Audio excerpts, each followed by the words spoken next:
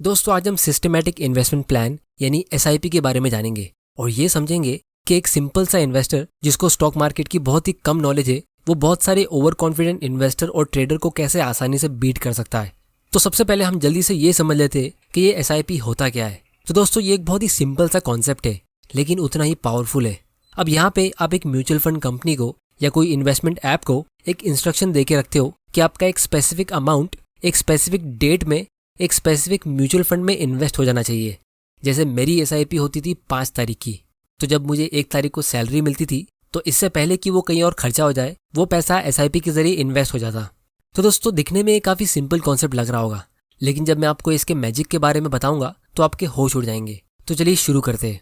तो दोस्तों stock market में पैसे कमाने का एक काफ़ी सिंपल रूल है कि हमें किसी स्टॉक को या म्यूचुअल फंड को सस्ते में खरीदना है और फिर उसे महंगे प्राइस पे बेच देना चाहिए, यानी buy when price is low and sell when the price is high.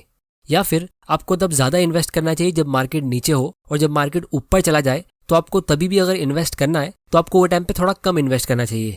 लेकिन दोस्तों प्रॉब्लम ये है कि एक नॉर्मल आदमी जिसको इन्वेस्टिंग की ज़्यादा नॉलेज नहीं है वो पता लगाएंगे कैसे कि मार्केट ऊपर जाने वाला है या नीचे जाने वाला है। इनफैक्ट एक नॉर्मल आदमी तो क्या एक्सपर्ट्स भी सही तरीके से प्रेडिक्शन कर ही नहीं सकते कि आने वाले 6 महीने में या 1 साल में स्टॉक मार्केट कहाँ जाने वाला है। तो यहाँ पे एसआईपी का मैजिक काम आता है और इसको हम एक एग्जाम्पल के जरिए समझते हैं। तो दोस्तों मान लो आप 5,000 रुपये की एसआईपी सेट करते हो हर महीने की 5 तारीख के लिए और वो म्यूचुअल फंड की एनएवी फिलहाल 100 की है, तो इस हिसाब से आपको उस म्यूचुअल फंड के 50 यूनिट्स मिलेंगे। फिर कुछ महीनों बाद जब वो म्यूचुअल फंड की एनएवी इंक्रीज होती है और वो 150 की हो जाती है तो आपको उसी म्यूचुअल फंड के 33.33 यूनिट्स मिलेंगे। मतलब जब प्राइस इंक्रीज होता है तो ऑटोमेटिकली आप कम यूनिट्स खरीदते हो क्योंकि आपने एक फिक्स्ड अमाउंट की एसआईपी सेट की है, ना कि एक फिक्स्ड यूनिट की। और जब मार्केट नीचे जाएगा तो आप ऑटोमेटिकली ज़्यादा इन्वेस्ट करोगे। जैसे अगर मार्केट क्रैश होता है और आप अपनी एसआईपी कंटिन्यू रखते हो और मान लो आपके म्यूचुअल फंड की एनएवी नीचे गिर के 50 की हो जाती है तो आपकी वही 5,000 रुपये की एसआईपी से आपको इस बार 100 यूनिट्स मिलेंगे। तो इसका मतलब ये है कि आप ऑटोमेटिकली ज़्यादा बाई करते हो जब मार्केट नीचे होता है और जब मार्केट ऊपर जाता है तो आप ऑटोमेटिकली कम बाई करते हो क्योंकि आपने एक फिक्स्ड अमाउंट सेट करके रखा है। तो इसको हम डॉलर कॉस्ट एवरेजिंग कहते हैं। अब दोस्तों आपको अगर ये कॉन्सेप्ट अभी भी नहीं समझा तो मैं आप लोगों को इसका लाइव एग्जांपल दिखाता हूँ। अब ये एक म्यूचुअल फंड है जिसका नाम है JM Core 11 जो मार्च 2008 में लॉन्च हुआ था और इसके लॉन्च होने के टाइम पे इसका एनएवी था 10 का और अभी इसका एनएवी है 10.5 का।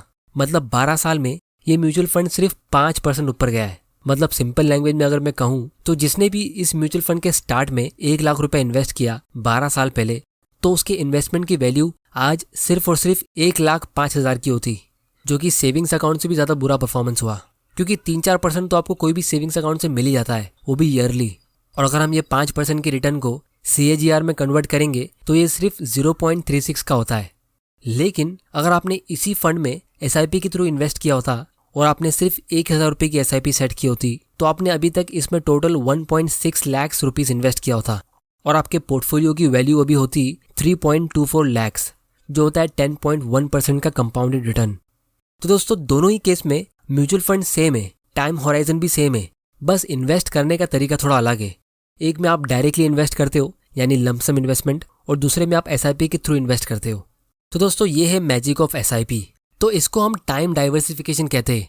आपने पोर्टफोलियो डाइवर्सिफिकेशन के बारे में तो ज़रूर सुना होगा, जहाँ पे आप अलग अलग कंपनीज का स्टॉक खरीदते हो डाइवर्सिफाई करने के लिए, लेकिन टाइम डाइवर्सिफिकेशन के बारे में नहीं सुना होगा। लेकिन ये भी एक बहुत ही इंपॉर्टेंट कॉन्सेप्ट है जो आपको आज इस वीडियो में देखने मिल रहा है। इसकी वजह से आपके लॉन्ग टर्म में लॉस होने के चांसेस बहुत कम हो जाते हैं क्योंकि यहाँ पे आप स्टॉक मार्केट को प्रिडिक्ट करने का रिस्क पूरी तरह खत्म कर देते हो। तो इसीलिए जब आप एक लमसम यानी वन टाइम इन्वेस्टमेंट करते हो तो वो एक डबल एज स्वॉर्ड की तरह काम करता है। इसका मतलब ये है कि अगर आपकी टाइमिंग परफेक्ट निकली और आप एकदम राइट टाइम पे इन्वेस्ट करते हो तो आप एसआईपी वालों से ज़्यादा प्रॉफिट कमाओगे। लेकिन अगर आपकी टाइमिंग खराब निकली और आपके इन्वेस्ट करने के बाद मार्केट नीचे जाता है तो आपका रिटर्न और ज़्यादा खराब होगा और आप रिग्रेट करते रह जाओगे कि काश थोड़ा सा पैसा बचा के रख लिया होता तो वो अभी इन्वेस्ट कर लेते वगैरह वगैरह। अब दोस्तों अगर हम इस फंड को एनालाइज करेंगे तो हमें यहाँ पे पता चलेगा कि इसके लॉन्च होने की टाइमिंग बहुत ही खराब थी। ये बिल्कुल मार्केट क्रैश के पहले लॉन्च हुआ था और इसके साथ में ये एक पुअर परफॉर्मिंग फंड निकला। आप देख सकते हो सेंसेक्स का रिटर्न कहाँ पर है और इसका रिटर्न कितना बुरा है। लेकिन फिर भी इतने खराब फंड में एसआईपी करने वालों को भी एटलीस्ट 10% का रिटर्न तो मिल ही गया। अब दोस्तों ये सब मैं इसलिए कह रहा हूँ क्योंकि जब पिछले साल मार्च में जब मार्केट क्रैश हुआ था तो वो इन्वेस्ट करने का बहुत ही अच्छा टाइम था, लेकिन बहुत ही कम लोगों ने वो टाइम पे इन्वेस्ट किया होगा। मैक्सिमम लोगों ने वो टाइम पे अपने शेयर्स और म्यूचुअल फंड को सिर्फ सेल किए थे। मैंने खुद अपने बहुत सारे फ्रेंड्स को कहा था कि उन्हें वो टाइम पे स्टॉक्स और म्यूचुअल फंड में इन्वेस्ट कर लेना चाहिए, लेकिन वो टाइम पे उनमें से किसी ने भी इन्वेस्ट नहीं किया, क्योंकि किसी भी बिगिनर के लिए ऐसे टाइम पे इन्वेस्ट करना बहुत ज़्यादा मुश्किल होता है। लोगों को उतनी हिम्मत ही नहीं होती है ऐसे टाइम पे इन्वेस्ट करने की। मेरे सारे फ्रेंड्स सब यही कह रहे थे कि वो मार्केट के थोड़ा सा रिकवर होने का वेट करेंगे और जब अच्छे सिग्नल दिखेंगे तब वो इन्वेस्ट करेंगे। लेकिन जिन लोगों को मैंने पहले से ही एसआईपी के लिए सजेस्ट किया था, उन्होंने अपनी एसआईपी चालू रखी थी, क्योंकि वो मार्केट के अप्स एंड डाउन्स में इन्वेस्ट करते आ रहे थे। और इसीलिए एसआईपी इन्वेस्टर्स ने पिछले साल के मार्केट क्रैश का फायदा उठाया। लेकिन जो लोग स्टॉक मार्केट में अच्छे मौके का वेट कर रहे थे, तो वो लोग अभी भी वेट ही कर रहे हैं। और बाकी लोग जिनके पास थोड़ी सी स्टॉक मार्केट की नॉलेज होती है, तो ऐसे लोगों के साथ एक चीज़ मैं हमेशा नोटिस करता हूँ कि वो लोग बिल्कुल ऐसे टाइम पे ऑप्टिमिस्टिक होते हैं जब मार्केट बहुत ज़्यादा ओवर वैल्यूड हो जाता है, यानी वो टाइम पे आपको बाय नहीं करना चाहिए। और जब मार्केट क्रैश होता है और इन्वेस्ट करने का अच्छा मौका होता है, तो लोग वैसे टाइम पे डरे हुए होते हैं और उस टाइम पे वो कुछ एक्शन ले ही नहीं पाते। तो इसीलिए वॉरेन बफे की एक बहुत ही फेमस लाइन है कि be greedy when others are fearful and be fearful when others are greedy. तो दोस्तों, ये बोलना बहुत आसान है, लेकिन असलियत में जब मौका आता है तो वो मौका बहुत ज़्यादा टाइम के लिए रहता नहीं है। और अगर आपका माइंडसेट स्ट्रांग नहीं है तो आप सिर्फ सोचते रह जाओगे और मार्केट ऊपर भी चला जाएगा। तो इसीलिए आप लोगों से मैं 2 सिंपल क्वेश्चन पूछता हूँ। दोस्तों, इन्वेस्टिंग का मतलब क्या होता है? क्या इसका मतलब ये होता है कि पैसा आपके लिए काम करे या आप पैसों के लिए काम करें? जब आपने एक बार अपनी ऑफिस में मेहनत करके पैसा कमा लिया है, तो वापस उसके लिए आपको काम करने की क्या ज़रूरत है? तो ये एसआईपी आपको एक ऐसा मौका देता है जहाँ पे आप स्टॉक मार्केट के जरिए पैसिव इन्वेस्टिंग कर सकते हो और अपने पैसों को काम पे लगा सकते हो। फिर दूसरा सवाल आप लोगों के लिए मेरा ये है कि हम इन्वेस्टिंग करते क्यों हैं? क्या हम इसलिए इन्वेस्टिंग करते ताकि हम ऑफिस के बाहर निकल के मार्केट को लेके चिंता करते रहे, या हम इसलिए इन्वेस्टिंग करते ताकि हमारे पैसों की चिंता दूर हो जाए? तो अगर आप अपनी वेल्थ को ग्रो करने के लिए अपना सारा फ्री टाइम फाइनेंशियल न्यूज़ और मार्केट गुरु को देखने में लगा दोगे, तो आप लाइफ को एंजॉय कब करोगे? तो इसीलिए एसआईपी का एडवांटेज ये है कि आपको मार्केट की चिंता करने की ज़रूरत ही नहीं पड़ेगी। मार्केट ऊपर जा रहा है या नीचे, आपको इससे कुछ टेंशन ही नहीं होगा। अगर स्टॉक मार्केट ऊपर जाएगा तो भी बढ़िया, क्योंकि वो टाइम पे आपके इन्वेस्टमेंट की वैल्यू बढ़ जाएगी। और अगर मार्केट नीचे जाएगा तो भी बढ़िया, तो आपको ज़्यादा यूनिट्स खरीदने मिलेंगे। फिर दोस्तों, इसका अगला बेनिफिट ये है कि आप एक अच्छी हैबिट क्रिएट करोगे डिसिप्लिन के साथ सेविंग्स और इन्वेस्टिंग करने की। क्योंकि अगर आपकी सेविंग्स नहीं भी होती है तो भी आप एसआईपी के जरिए वेल्थ क्रिएट कर सकते हो। उसके लिए आपको सिर्फ एक ही काम करना है। आपको एसआईपी की डेट ऐसी रखनी है कि जैसे ही आपको अपनी सैलरी मिलती है तो सबसे पहले उसका एक पोर्शन एसआईपी के थ्रू इन्वेस्ट हो जाना चाहिए। जैसे मेरी सैलरी 1st को आती थी तो मैंने 5th की एसआईपी सेट की थी। और अगर आप अपनी सैलरी का 10-20% एसआईपी के थ्रू इन्वेस्ट करते हो तो आपको पता भी नहीं चलेगा आप इन्वेस्ट कर रहे हो, और कुछ ही महीनों में आपकी आदत भी हो जाएगी और आप अपने लिए एक सिस्टम क्रिएट कर दोगे जहाँ से आप अपनी वेल्थ ऑटोमेटिकली ग्रो कर सकते हो। फिर दोस्तों, इसका अगला बेनिफिट ये है कि आप एक छोटे से अमाउंट से भी शुरू कर सकते हो। 500 रुपीज़ से आप एक साथ 500 कंपनीज में इन्वेस्ट कर सकते हो। फिर दोस्तों, इसका सबसे लास्ट और सबसे इंपॉर्टेंट बेनिफिट ये है कि इसके जरिए आप पावर ऑफ कंपाउंडिंग का फायदा उठा सकते हो। क्योंकि कंपाउंडिंग के पावर में सबसे इंपॉर्टेंट कंपोनेंट होता है टाइम। आपको ज़्यादा टाइम तक इन्वेस्टेड रहना होता है कंपाउंडिंग के मैजिक को देखने के लिए। तो अगर आप अपने 20s में एक छोटा सा अमाउंट इन्वेस्ट करते हो तो आप उसको लॉन्ग टर्म में कंपाउंड होते हुए देख सकते हो अपनी 30s और 40s में। और जो आदमी लेट इन्वेस्टिंग शुरू करता है अपनी 30s या 40s में, तो वो आपके छोटे से अमाउंट के मुकाबले डबल या 4 गुना ज़्यादा भी इन्वेस्ट करेगा तो भी वो आपकी जितनी वेल्थ क्रिएट कर सकता ही नहीं है। इसकी ज़्यादा डिटेल्स मैंने ये वाले वीडियो में डिस्कस की है, जिसकी लिंक आपको नीचे डिस्क्रिप्शन में मिल जाएगी। तो एसआईपी इतना पावरफुल इसीलिए है क्योंकि ये इन्वेस्टिंग से इमोशन को ऑटोमेटिकली निकाल देता है। क्योंकि एक बार आपको एसआईपी सेट करनी है, उसके बाद मार्केट कैसा भी फ्लक्चुएट हो रहा हो, एसआईपी को उससे कुछ प्रॉब्लम होगी ही नहीं, वो ऑटोमेटिकली अपना काम करती जाएगी। फिर यहाँ पे आप मार्केट को टाइम करने के चक्कर में पड़ते नहीं हो।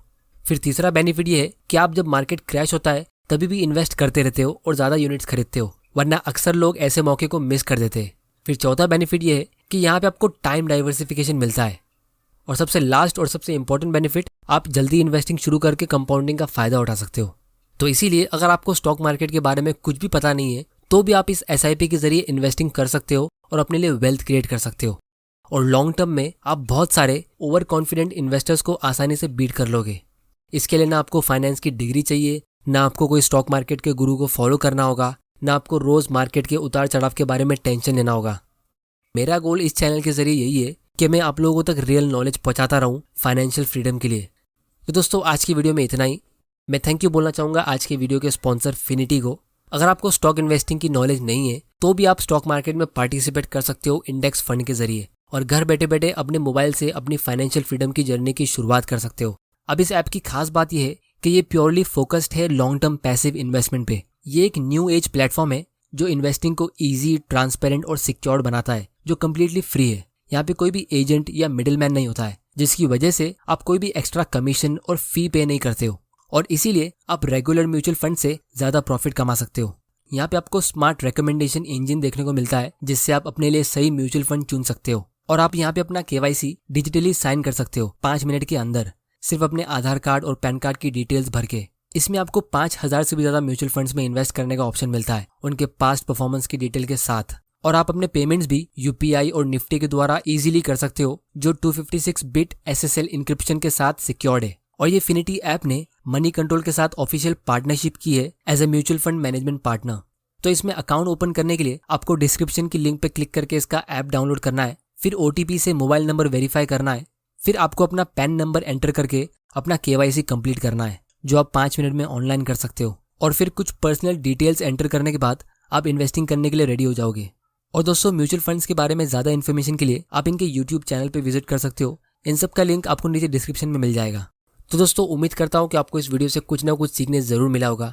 तो इस चैनल को सब्सक्राइब ज़रूर कर लेना और बेल आइकन प्रेस कर देना, ताकि आपको ऐसे इंपॉर्टेंट वीडियोस मिस ना कर दो।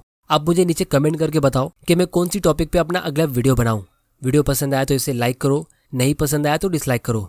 आपका वैल्यूएबल टाइम देने के लिए thank you and good bye.